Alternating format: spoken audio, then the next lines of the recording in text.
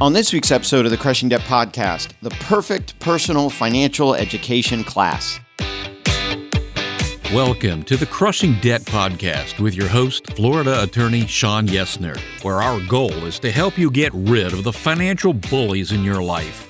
So welcome back to this week's episode of the Crushing Debt Podcast. My name is Sean Yesner, owner and founder of Yesner Law, and we have back again with us George Curbelo from Curbelo Financial Coaching. Welcome, George. Good day, my friend. I'm your financial coach, and I'm here to just be part of this. Thank you, sir. Thanks for having me back. Yeah, absolutely. So today we're going to talk about real quick. This episode's going to come out kind of mid-July, but as we record it, we're recording on July 1st. July 1st happens to be the day in Florida where all the new laws typically take effect, for the most part. Now, there may be an exception or two here or there, but for the most part, all new laws in Florida, after they get passed by the legislature, signed by the governor, they all take effect July 1. So we've got a bunch of new laws on the books that start July 1. One of them is about, I think the police have the authority to write a ticket if you're driving around in your car and the music's playing too loud or something. All right, there you go. The kind of the get off my lawn law. I mean, unless it's good music, I guess. But you know what constitutes good music. But anyway, we won't get into that one. Well, I'm not a criminal defense attorney. I have a really good criminal defense attorney friend of mine, but I'm not a criminal defense attorney. So one of the laws that we wanted to talk about that just recently took effect was the Personal Finance Education Bill. And basically what that bill does is it creates or requires the public education system here in Florida to provide high school students with a finance education. And so one of the things that you and I talked about that we thought would make a good topic for the show is if we were creating that class, if the governor contacted us or the school board contacted us and said, hey, we got this personal finance education class that we've got to teach to high school students. What are the perfect things to include in that class? And so I thought you and I would go through our top, however many. I wrote down 5. I know you're an overachiever, so you got more than that.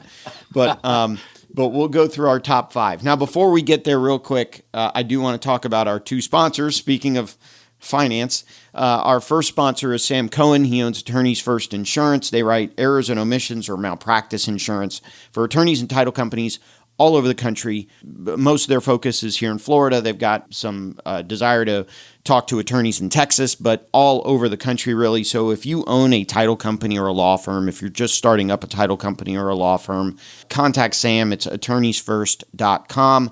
And again, if you have an existing title company or law firm but have had a claim in the past, Sam can also walk you through that process where you could be covered still, even if you had a claim in the past. So the Personal Finance Education Bill. So in our perfect world, what should be included? So what's the first thing that you brainstormed in terms of you could create the perfect class and the school board would implement it? What's the first thing you'd want to teach students? So I got to say the more obvious thing. So I'm actually trying to put this together for the perfect program, my man. So let's, we're going to throw out ideas and see where we go. But I mean, obviously budgeting, number one, having a plan, understanding exactly what we need, how the money is being spent, how the money is coming in. You have to have that picture itself. So how to create a budget, but it's not just how to create it for you. Because obviously everybody's different when it comes to their finances. There's different tools that we can use. So obviously letting people know like, hey, you can go basics and go paper and pen and just write your stuff down. And here's how to track that. You can go as, beautiful as QuickBooks, Quicken, or any of that kind of stuff for the personal finances. So there's different ways to do it, but budgeting and having a plan for me is kind of like your number one, the number one thing. Yeah. And, funny enough, I thought about budgeting last night and for some reason didn't write down the notes. And so when I was going back through the top 5 list, I actually didn't have budgeting down there. So I should not be in charge of creating classes. That's bad. The first thing that popped into my mind when I was thinking about my list was balancing your checkbook. Yeah. How do you balance a checkbook? Because we used to joke, if there's checks in the checkbook, there's money in the account. And today, who uses checks anymore? We all use debit cards and we all use bill pay through the banking system and whatnot. But I still see people getting into trouble because I've got this bill pay check that's heading out to pay my electric bill. But if I don't have a physical checkbook somewhere, I don't know that money is already out. And so I pull up my bank balance and I see, okay, I got $500 in the bank. But if your utility bill was $150, you really only have $350. Exactly. And so now if I go out and spend $500 on something, when that utility bill finally hits, I'm going to be $150 in the negative. And so the value to me of having a checkbook and balancing the checkbook is that I know what checks are sort of outstanding, and I can then say, and I even do this with the law firm. I mean, here we are, July 1. I've got bills that automatically come out and get paid. I think I've got one that comes out July 6th. I've got rent that comes out July 3rd. I've got another vendor that comes out July 15th. Those things are already in my law firm accounting program, my QuickBooks program. And so when I look at what I have in the bank, that money, at least in QuickBooks, is already out of the account. So I don't know that I can spend it. It's gone already. And so to me, that's the value of having a checkbook. And we talked about this before recording. I really don't have a physical checkbook that I carry around anymore. And okay, I know boomer. I'm not quite still a dinosaur. I don't carry around a checkbook. But I do. I use Excel. Yeah. Or you can use QuickBooks, or you can use Quicken, or you can use something. But I use Excel, and it's literally just the check number, the date, who I paid, and then is it a check, is it a deposit, and then what's the running balance. And it's easy, and I can reconcile my bank account in probably less than 15, 20 minutes. Totally agree with you, man. I think being able to visualize that, and I think a lot of us, we have automatic payments as well. So if you're in the store and you're thinking like, oh, I'll just look at my statements or look at my, pull up the phone. I've got some money. Not realizing that you've got automatic payments and they'll be coming out. And then, so I think a lot of us definitely, I totally agree. Checkbook, register, being able to track the expenses as you go. What I do is, again, I get, you get paid certain times of the month. So before, when I get paid, it's kind of like, let's do the register. What am I paying for this half of the month? What am I then paying for the rest of the half of the month? So, and I see what's happening throughout the month itself. So I have enough for gas, or if I have enough I don't think we ever have enough for gas nowadays, but it's craziness. But I think that visual for the month, I'm never in this, oh my goodness, where's the money going, or am I worried? So I totally agree with you, man. Having that visual is so crucial, but you have to teach people. You have to show people itself, having these kind of habits itself. And then of course, setting aside time to actually do it. Cause you're thinking like, oh, if I have it automatic, it'll do it on its own and I can run a report and I'm good. And it's like, no, man, like you still have to take 15 minutes every week or every 2 weeks, just look at where we are, where the money is, and, make adjustments as you go. So totally agree. I'll give us, a good check on both our first one there. Okay. Well, I realize, so I pay myself once a month at the end of the month. And that's sort of where, I hope that you have more money at the end of the month rather than more month at the end of the money. That's kind of where it came from. So I know that I get paid at the end of the month. And then when we get to the first, second, third of the month, when we get to typically the weekend, I'll sit down at my home computer, and that's where I say, okay, here's what came in. Yeah. Here's the expenses that I have. How much money do I have left to get us through the end of the month?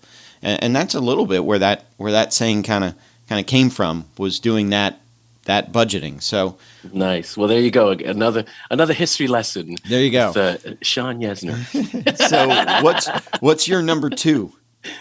All right. So my number two itself is, and again, I'm bouncing around itself, but how much jobs really pay is one that I think, because here's the thing, like, hey, I work for corporate America, or I'm going to get a job itself. And I'm like, hey, I make, you sign on the dotted line and it's 75, 50,000, 40,000, whatever the number is itself. But of course, when you see your first paycheck, it's like minus this, taxes, this kind of, this guy wants money. We've got insurance. We've got this. You don't realize like, oh, the money I started with and what I signed turned into, damn, I think I'm getting 60,000 instead of, or $20,000 less or whatever it might be. But so really just showing like how much jobs really pay itself and what's involved in the paycheck itself. Because I think my daughter, she's working summer, the summer jobs itself. And she's like, wow, what's this tax? And what's this, like you get surprised. And it's like, well, let's sit and talk about it. Who's this FICA guy? And what does he want? So my kind of fits in with that. My third one is saving and investing.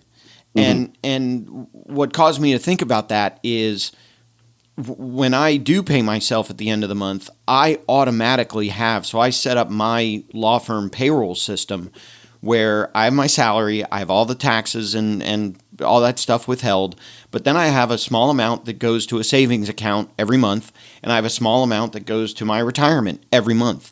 And so even though my salary is X, I know that my take-home is my take-home, and everything just sort of automatically goes to savings and investing. It never even enters the main checkbook, so I've learned to live without it, and it's automatically going into saving and investing. So kind of along those same lines, my third point was, what should be included in the perfect financial class is how to save and invest. And if it just happens automatically and you don't have to think about it, and then you start learning to budget without it.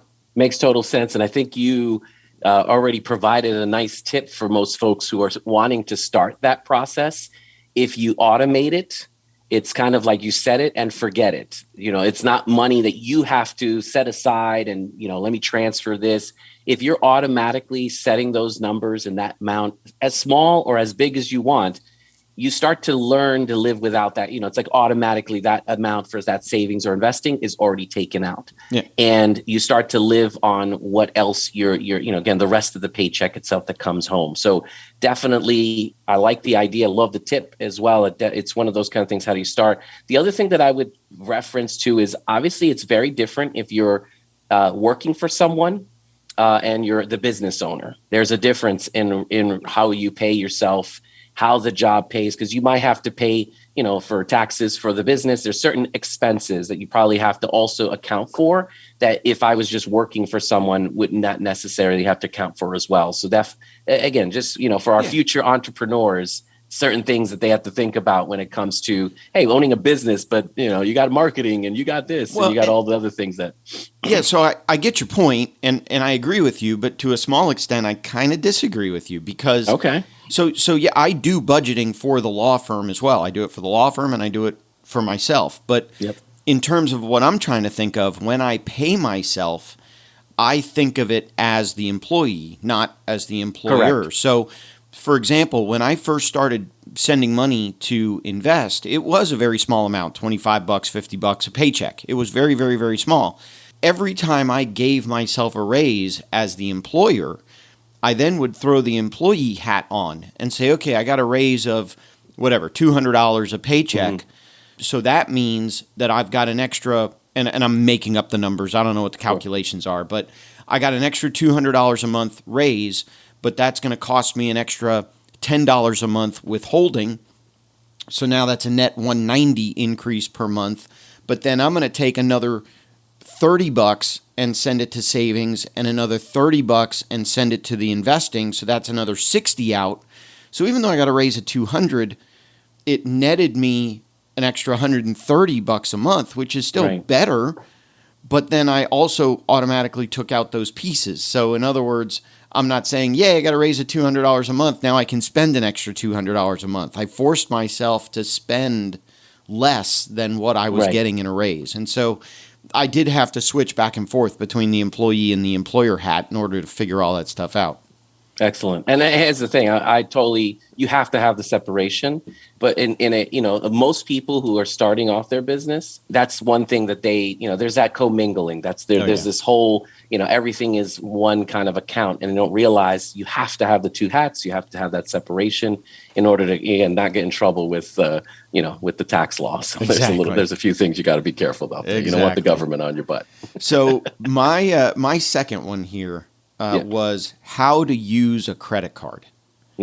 If I were creating a personal financial class, I would have in there how to use a credit card. And probably what I would stress is what my dad stressed with me. If you can't write a check and buy it, if you can't put it on your debit card and buy it, don't charge it. Part of the reason a lot of people come to see me professionally is because they charge $500 a month, but they only have an extra $400 a month to pay the credit card bill. So they're slowly building up and maxing out that credit card. Yep. So I think I would take some time to talk about, you're going to get credit card offers. When, the guest we had last week, Vince, about, he mentioned getting credit card offers when you get to college. And that certainly happened to me and probably happens to everybody. Indeed. Talking to students about, maybe you get one so you can establish your credit, but you don't have to get 10. You don't have to get 2. You're telling me the Best Buy, the card is not the important, that's not the card to get, my man. To come in, you got to get that big TV. Come on. That's the first thing you go to college for. So it's funny. I was talking to my kids the other day, and my son just had his 8th birthday, got a bunch of Target gift cards, nice. and he wanted to go somewhere. I forget where he wanted to go, but it wasn't Target. He wanted to go somewhere else. And he said, I want to bring my Target gift cards. Like, why? We're not going to Target. He's like, but they're gift cards. I'm like, son, if they say Target on them, you can only use them at Target. If they say Visa on them, you can use them anywhere. Anywhere, right. But if they have Target, don't get a Best Buy card unless that's the only place you shop. Well, some cases. Some cases maybe, yeah, I guess. Woo! I got to agree with you there. So I had 2 of them that were kind of related to credit. So one was about understanding your credit score. So borrowing, loans, credit cards, but understanding the credit card, the credit score, how to use it, what does it mean, how do we do better at it? I'll throw you the other one that I had itself, which I thought was good. It might be related to debt management, but you touched upon it. The credit card versus the debit card, the differences between the two, how to use them. Obviously, with the debit card, you have to have money in order to use it itself. So that's one thing. But again, for me, I think that's the behavior, the psychological kind of behind it itself. Like, a credit card, I'll deal with that problem later. We'll pay for it later. That mentality of instant gratification, we'll deal with the financial thing later down the road itself, which gets a lot of folks, into that trouble itself. But so really understanding the difference there, but then obviously the impact it may have on the credit score. So I'm throwing 2 at a time, but they're very related because of the fact of what would be involved there. Yeah, no, I got you. And I agree. I mean, understanding credit score, a lot of people don't know you can order your credit report once a year for free. Now there's a specific website that'll do it for free. If you go on the internet and you type free credit report, there's all these other companies that come up that you got to sign up for their thing and you got to eventually pay them and you got to do all this stuff. I'll link in the notes, the FTC, the Federal Trade Commission, does have a website they recommend. I think it's freecreditreport.com, but I'll verify that and I'll put it in the notes. So if you're listening and you want to go get a copy of your credit report for free, I'll link the one that the Federal Trade Commission, the federal government, recommends and backs, which is truly the one that you get once for free. So yeah, definitely. That wasn't one that I wrote down, but I agree. Understand and look at your credit score. And then the other thing that a lot of people don't know, one of the reasons I like using the credit card and then paying it off every month is twofold. Number one, debit card doesn't come with rewards. Yeah. So you can use the credit card. My wife is taking a trip to Atlanta to see one of her bridesmaids and used points. And so she's basically flying up there and back for free. So using the credit card to charge and then using the checking account to pay off the credit card to get the points, if you can do that. The other thing is fraud.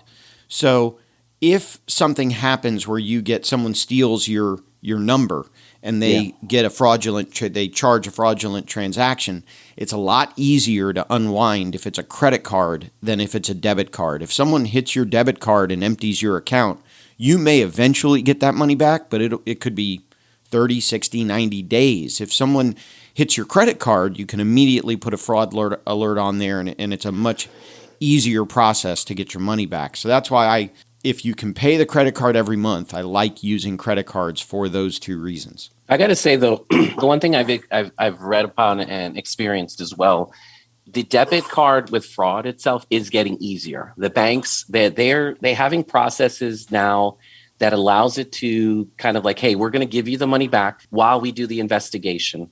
And if the investigation comes up right, you got your money already, we're good to go. If something comes back in the investigation, then there's, follow up and stuff. So the banks are, getting in tune with that.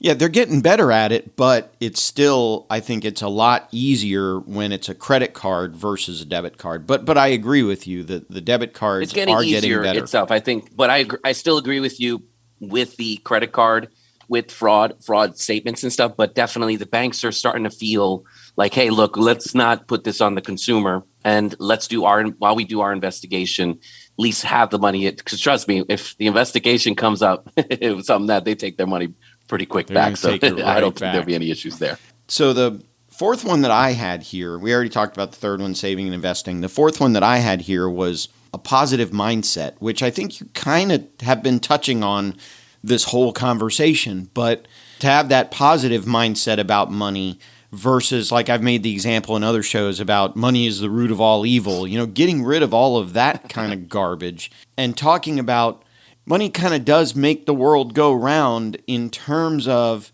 it allows us to do things that we want to do. It allows us to help out with charitable causes. It allows us to help feed our family. It allows us to have housing. It allows all that kind of stuff. And so to enjoy experience, family time. I totally agree with you there. I'd love to have something in that course about teaching or getting a positive mindset. I mean, the other thing too is, obviously, on the internet itself, you get a lot of the, people who have money, they're horrible people, rich people are, terrible people itself. And I'm like, we got to get rid of labels and judgment. I'm in the boat of like, let's not judge. Let's, everybody's got their story. I think all of us would love to be Elon Musk one day. You know what I mean? But we hate him because he's got, what we want, that kind of thing. So I think that's an internal problem. But I agree with you. Positive mindset. We need money to be able to do things itself. Doesn't mean it has to be like everything has to be done. Because we've gone to, you could take a walk, a hike, and it costs no money itself, but it takes maybe money to have the shoes you have on and, the gear that you need and the water so there's little things like that. But I agree with you, man. I think that's a great way to kind of look at how we are using money and our relationship with money itself. So I like that. What's your next one on your list? Well, I'm going to add to your positive though, mindset wise as well. Understanding our behaviors with money, our relationship with money. We touched on that. Yeah. So for me, it's like, am I a spender or am I a saver? What kind of person am I with? Because you know what kind of person you are, the personality itself. If you're aware of how you use money, what's the, when you get money, what's the first thing that comes to mind? People's like, oh, I spend it or I save it. Knowing that personality you are is great. Knowing the differences as well as the needs and wants. We need to have a home, a food, place to go to work, that kind of stuff as well, right? Transportation. But I truly want that's 80-inch television. I truly want the latest kicks, to be able to look cool, even though I'm an old boomer itself. So these are knowing the differences between those two, I think is also kind of part of that mindset, because we automatically kind of think we know those things, but hey, look, what does that mean? Here's a personality test. Let's understand, like getting people to really understand that, I think is the first thing that's needed in that mindset. So that's I'm adding that to yours and going there. But importance of savings was my last one. Okay. The emergency fund. Why do we have the emergency fund? What's the role of the emergency fund? The savings that we have for college, the savings that we have for the investments for retirement. So that, we all save, we all say the same thing or, investing or savings, but we're putting money away for a rainy day. Right. So, but the importance of that and how much do I need? What should I be putting in my emergency fund? Because the first thing I've talked to a few clients as well, the emergency fund, they're like, hey, I need to sustain, if I lose my job, I need to sustain my lifestyle for 6 months. So isn't that the emergency fund? And I'm like, wait a second, if I lose my job, I'm not worried about the vacation I'm taking or the big screen TV I need to buy or any of those want to buy. So, for me, it's the four walls, house, food, transport, clothing, that like I need to sustain that. Once again, like what should be a part of that emergency fund, little things like that. So for me, the importance of saving but the details, like what you need, how to do it, what's involved in that itself. I think that'll be important. Yeah, the thing that jumped out to me is if I lose my job, what do I need to sustain my lifestyle? No, if I lose my job, what do I need to cover the basics? I'm gonna tighten the belt substantially until I get the next job, and then I can slowly, recover my finances there. But if I lose my job, that belt's getting really tight until I get a new job. You would think, but we go into that trouble of using credit cards to continue to sustain. Well, the kids got to still go to ballet or these kind of things itself. I'm like, guys, again, is that the basic needs of the home itself is to still go and do these extracurricular? That's where, again, our mindset itself, we get the gray area of like, those are important to our kids, but that's not teaching them that, once again, if there's a loss of income, we have to, again, pull back. And that means everybody in the family itself is sacrificing, not just the breadwinner or the people, who are bringing in income into the house. So right. Little things like that we have to, again, nice little lesson. The last thing that I had on my list was, and you can kind of see as I'm looking at my list and I'm looking at what you wrote down, I can see where you're coming at it from the coaching and creating the class and the mindset, and I'm coming at it from the legal perspective. Because isn't that why we did this? Yeah, that's why I like this. My man. The last thing I put on there on my list was how to avoid scams or the red flags to look for. And part of the reason I thought of that one, I saw a post on Facebook, and I get these emails all the time. Hey, I own a company overseas, and we have a company in your area that owes us, $1 bajillion. And if you sue them, we'll pay you a huge retainer. And if you sue them, we'll share all the money with you. And those are all scams. They're all scams. The Nigerian prince. That, exactly. And those are all scams. So how to avoid those things? I got a call the other day from, now the scam that we're hearing with inflation and everything rising and utility rates rising. God, the solar companies are out in force. I've gotten 3 or 4 calls in the last 2 weeks about, have you thought about going solar? Yes, I have, and I choose not to. And if I do, I've got a company that I trust that I will give them a call. Mm-hmm. The roofing scams that we had that caused the insurance issues to all go haywire. All those types of things in terms of financial literacy, how to recognize when you may be the target of a scam and how to avoid that. So all the red flags in terms of, and I was talking to somebody yesterday and I said, if a lot of these scammers took all that effort and energy and figured out how to do something good instead of trying to steal money from people. It's true. How much better off would this world be? But, whatever. We got to deal with them. So either figure out a way to play with them and have some fun or just ignore them entirely. Recognize the scam. And I had a client, 2 clients actually that I can think of that got into massive debt because they were older. They were ladies. Not that this is a male or female. This could really happen to anybody. In fact, it almost happened to me. And they got scammed by somebody on the internet. If you send me money, I can come visit you and we can be together. And they did. And they ran up a ton of debt. I remember back, this reminded me of a story. When I was my first year in law school, I broke up with my high school sweetheart our first year of law school. So we dated from senior year all the way through college into law school before we split. And so, that was 6 years I was with this girl. And I remember after she left, and this was back in the days of like AOL and chat rooms and all this nonsense. And I remember connecting with somebody who sent me a picture that was of this gorgeous woman, and back and forth and back and forth. And then she started with well, if you buy me a plane ticket, I can come down and see you. If you would just send me, or I'm stuck, I need X amount of dollars. And I instantly, even back then, before I knew what I wanted to do. Before catfishing, you were like... before it existed, I was like, whoa, I'm not sending a stranger money over the internet. And maybe even because it was so new back then to do something like that. So that was the last point I had, was just how to recognize and avoid money scams, basically. So, I like it. You know, obviously that part of the course itself would be long because you're like, but it's really just recognizing, you know, people are just going to look for, you know, ways to get money out of you itself. Although I feel like a lot of the advertisements today are doing the same exact thing. So it's like knowing the difference between good advertising and marketing and just, you know, somebody who's just trying to, you know, get money out of your pocket itself. But well, most times if it's too good to be true, it probably is. Probably is. My list is done. I think yours is too. Yes. Yeah, I had some honorable mentions. And again, I'm looking at the website as well and what but how do mortgages work?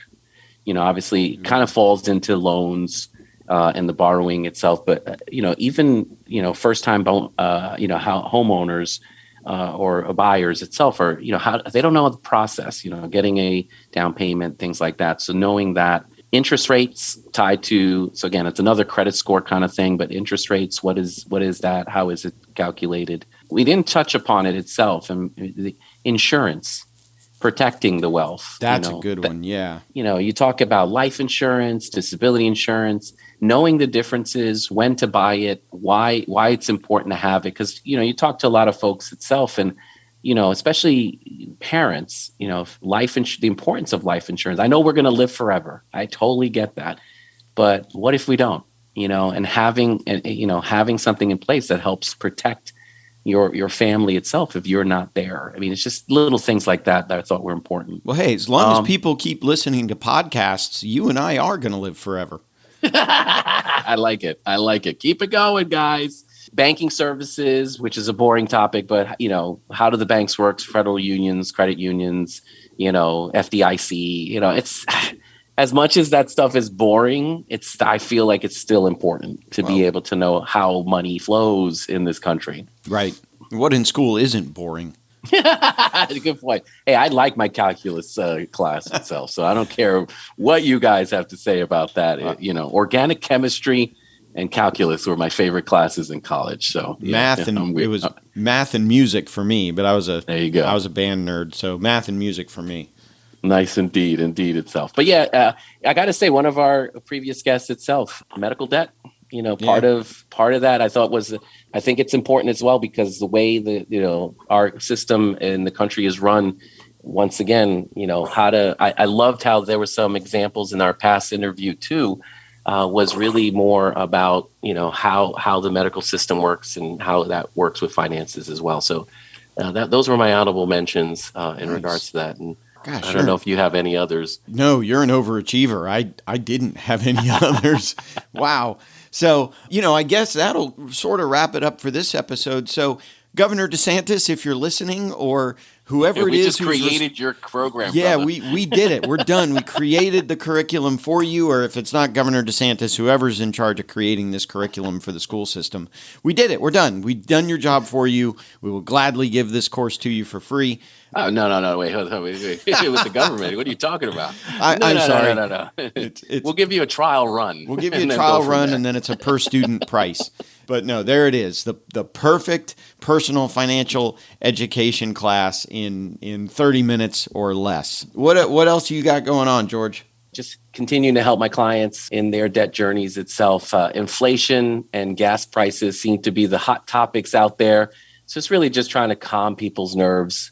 And really say, like, you know, hey, we get it. Prices are high. Things are high out there. But, you know, again, what adjustments do we have to have with our plans, our budgets to make things work? I mean, that's, you know, so just trying to help people kind of get ahead in these crazy times that we seem to be going through. You know, I was listening to one of our episodes and we were talking about gas prices or something. And I mentioned that as soon as we got done recording and I left the office, I had to go fill up my gas tank. And today, as soon as we're done recording and I leave the office, I got to go fill up my gas tank. So I wonder if it's the recording that's causing me to use all the gas, or do we need to change recording days so that I don't have to fill up every time we talk? I don't know. Maybe there's the trigger a for you there. That's all it is. It's my man. I think you're just driving a lot. You know, you're busy as being the best bankruptcy lawyer in the business. That's what you got to do, my friend. But I hear you. Trust me. I drive, you know, your little SUV and stuff like that. So that does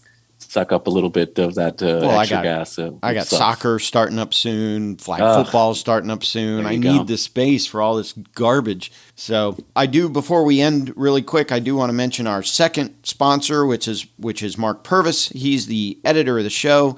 He's been audio video engineer for over 20 years, Emmy award-winning videographer, but he's got a website called legacyspotlight.com. So if you have stories that you want to pass down to future generations, or if you have older generations and you want to capture their stories for future generations, go see Mark. Again, he's at legacyspotlight.com. His contact information is also in the notes. He'll make it fun. I've done videos with Mark before. He makes it really fun. He's got the teleprompter. He's got the lighting. He's got the backgrounds. It's really, really cool the way he does what he does. So definitely go check him out at legacyspotlight.com. But again, Governor DeSantis or whatever school boards in Florida, if you're out there listening, let us know. We've created the perfect curriculum for you.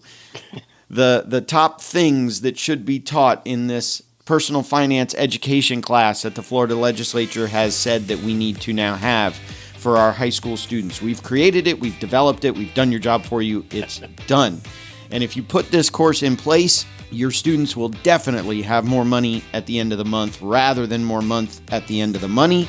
And I think that's probably the perfect way to end this week's episode.